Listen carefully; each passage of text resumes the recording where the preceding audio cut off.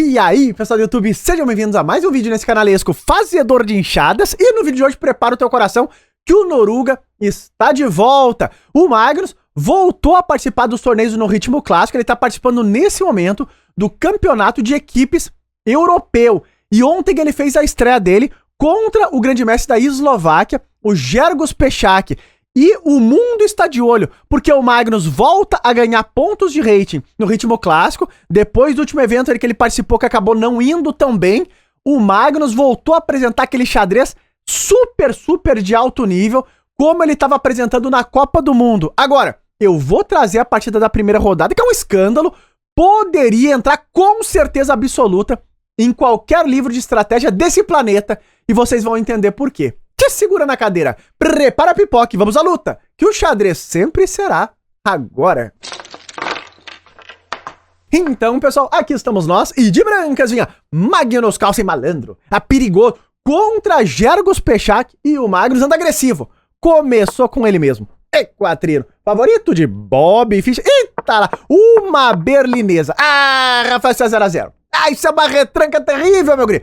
O Magnus aqui, ele já surpreende. Ele joga um lance bem raro nessa posição. De longe, os lances mais jogados são Roque, D3, Dama E2. Segura E4, não se incomoda. O Magnus aqui jogou D4, que é um lance que já foi tentado em outras partidas, mas em números estatísticos é muito inferior às linhas principais. Agora, uma suposição aqui.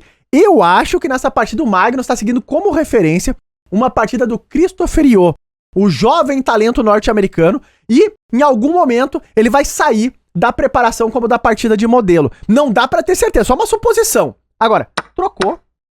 Veio a troca toda. E aqui, C6 jogou o Grzegorz. E aqui é um momento importante. Porque observe que o Magnus gastou tempo no relógio. Jogou o lance igual da partida do Christopher, que é bispo C4. Só que ele gastou tempo aqui. A partir desse momento, ele joga tudo de maneira rápida. Como se tivesse tudo na preparação de novo. Observem lá. Tomou o cavalo. Dama por dama B6, sabe que o Peszak ele vai gastando tempo, ele tá calculando da própria cabeça. O Magnus recusa a troca das damas, entra nessa linha meio forçada, que é o lance bispo E7. Protege o rei dele, depois de D6 ele volta a dama pra G3, ameaça tomar em G7, não tem jeito. Aqui o Grzegorz faz o roque e o Magnus segue jogando ao toque o lance cavalo C3. Observem que bispo H6 aqui tem uma defesa, que é o lance cavalo H5, inclusive as pretas começam até a ficar um pouco melhores nessa posição. O Magnus seguiu a partida do Christopher, ela jogou cavalo C3.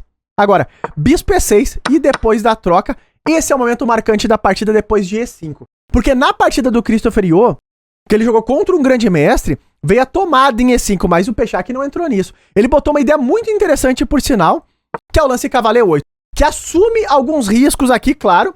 A estrutura de peões vai quebrar em algum momento, o Magnus vai tomar aqui, mas a ideia do Peszak é mais a longo prazo botar esse cavalo em D5. É isso que ele tá olhando aqui, que o cavalo tem uma casa muito boa aqui centralizada, mas claro, admite aí alguns riscos do peão isolado que vai surgir em E6. O Magnus jogou dama G4, ameaçou tomar aqui, ele bloqueou com a torre e agora o Magnus fez a troca e tá lá um peão isolado para as pretas. O Magnus vai tentar argumentar que as brancas estão melhores aqui por conta do peão isolado das pretas e o Peszak vai tentar argumentar que esse peão não é um problema, porque ele vai centralizar o cavalo em D5. Seguiu a partida com dama C4, ela ameaçou ganhar o peão direto.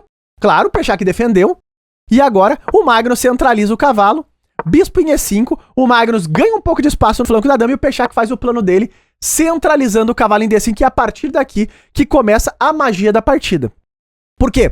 O Magnus vai tentar pressionar o peão isolado. Inclusive, a partida pode até seguir como um modelo de como jogar contra peões isolados. Observe que o Magnus vai botar todas as peças pressionando esse peão e o Peszak vai tentar buscar contra-jogo. Olha como seguiu a partir desse momento. O Magnus começa a jogar estrategicamente. Olha lá, ele jogou C3. Observem que ele limita a diagonal do bispo, controla os saltos do cavalo. Ele vai fazer essa limitação das peças pretas também no flanco do rei. O Peszak jogou A5 e G3 com a mesma ideia do C3, só que agora lá no flanco do rei, olha lá. O Magnus limita a diagonal do bispo, tira temas em H2 e também controla os saltos do cavalo. Então ele tá limitando o que o Peszak argumenta que era o plano das pretas, as peças centralizadas. O Magnus tá falando, isso não é tão importante agora, porque as tuas peças estão muito controladas aqui. Bom, pode estar chegando a ideia de cavalo G5, o Peszak controlou essa casa, e aqui o Magnus precisa finalizar o desenvolvimento dele. Só que tem esse dilema. Se o bispo sai para qualquer lugar, tá perdendo aqui o peãozinho de B2. Só que esses jogadores, isso é um padrão, tá? Eles sempre encontram uma forma tática de solucionar um problema que eles precisam resolver. Eu preciso desenvolver o bispo. O Magnus falou aqui, eu posso. Bispo D2. Por quê? Ele tá argumentando que se tu tomar em B2, estrategicamente não vai ser uma boa troca. Rafael, como assim troca, meu guri? O Pechak aqui jogou torre E8. Agora observem lá. Se tu tomar em B2, não é uma boa troca, porque esse lance é uma troca. Eu jogo aqui torre B1, e quando o dama C2, tu trocou o peão de B2 pelo peão de B7.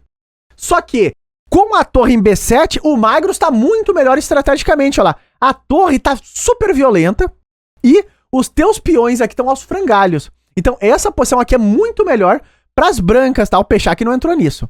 Ele jogou bispo D2 e o Pechak seguiu desenvolvendo lá, a torre E8. Passou a torre pro jogo também. Agora o Magnus, ele segue no plano estratégico, que é pressionar o peão isolado. É isso que é a ideia de longo prazo. Então ele jogou aqui torre em E1. O mesmo tema. Tu não quer tomar em B2 porque essa troca não é boa pra ti. Então aqui o Pechak jogou bispo B8. E agora o Magnus segue o plano dele, torre E2. A ideia tá aos gritos. Ele tá preparando uma dobrada e o raio-x bate no bendito peão de E6 isolado. Que o Pechak, inclusive, já começou a defender, né? Quando ele jogou a torre E8. E aqui é um momento muito difícil da partida. É difícil encontrar o lance. Segundo as máquinas, o melhor lance para as pretas é jogar dama C7 e aguentar essa posição.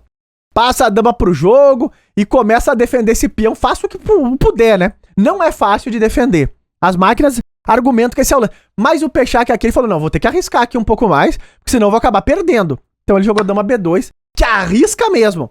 Por quê? Ele toma esse peão e, de novo, é uma troca que tem que ser vista aqui, porque o Magnus jogou bispo H6 atacando a dama, e depois de dama 3 tem agora a ameaça realmente tomar o bispo, o Magnus volta o bispo para E3. Observe lá, ele trocou o peão de B2 por H6.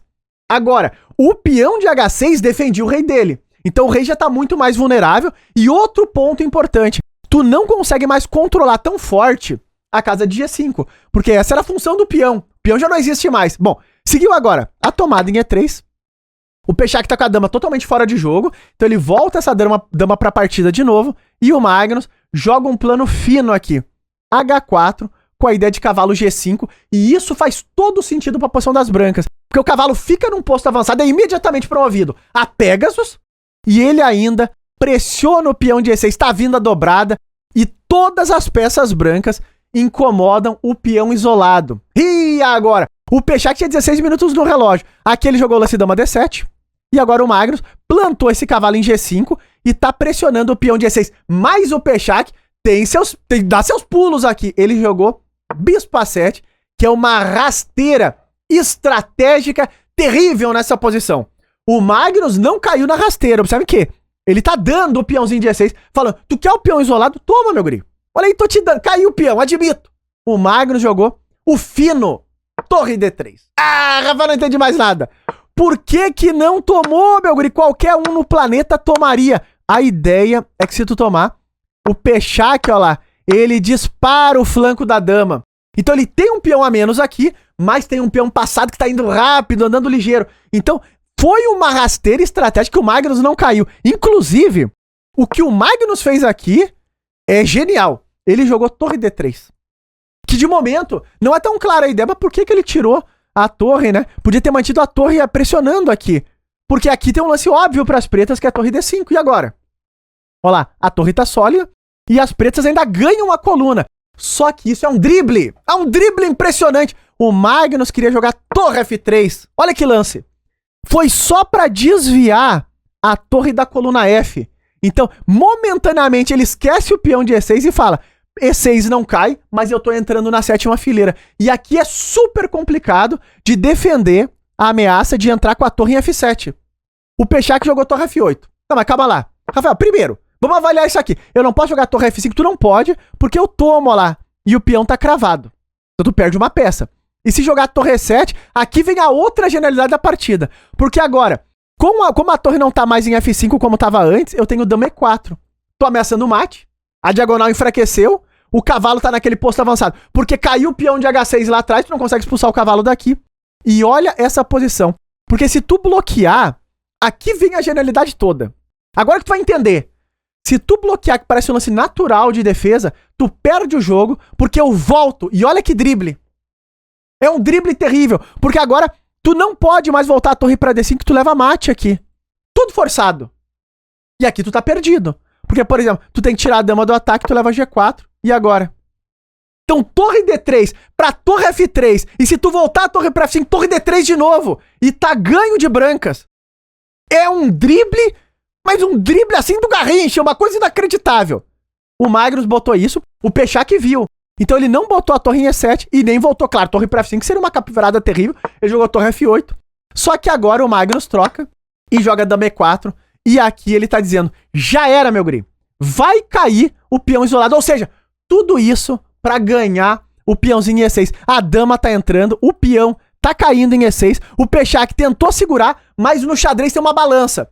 Sempre que tu vai pra tentar segurar alguma coisa, outra ponta vai cair, entendeu? Então, puxou muito pra um lado, uma outra ponta tá sendo enfraquecida. O Magnus jogou dama G6 e olha lá, G7 tá caindo, E6 tá caindo também, já não tem mais como defender tudo. Então ele jogou rei D8 e caiu o peão isolado em E6. E a partir do momento que cai o peão, que é o tema estratégico das brancas, a partida caiu inteira. Aqui foi questão só de mais alguns lances, olha lá. Jogou rei C8, saiu do cheque, caiu G7 também, ou seja, caiu tudo. E o Magnus tem 3 peões passados, o Pechak tentou torre E5, só que depois de dama F6 aqui, o Pechak já rápido abandonou essa partida estratégica impressionante. É uma partida que poderia entrar em qualquer livro. Agora, calma lá, Rafael, mas por que abandonou? Bom, a ideia, a resposta simples, né, é que as brancas têm 3 peões passados, que em algum momento, no futuro, vão acabar avançando. Por exemplo, uma variante, só para ilustrar um pouquinho, torre E7, cavalo F5, torre E6, 2 se checolino e pá, começa a andar com os meus peões. Então, em algum momento, isso aqui vai começar a avançar e vai garantir a vitória para as brancas. O norueguês tá de volta. E tá no ar a precisão desta peleia. Observe que o Magnus fez aqui 98.1, tá claríssimo. Jogou como uma máquina terrível.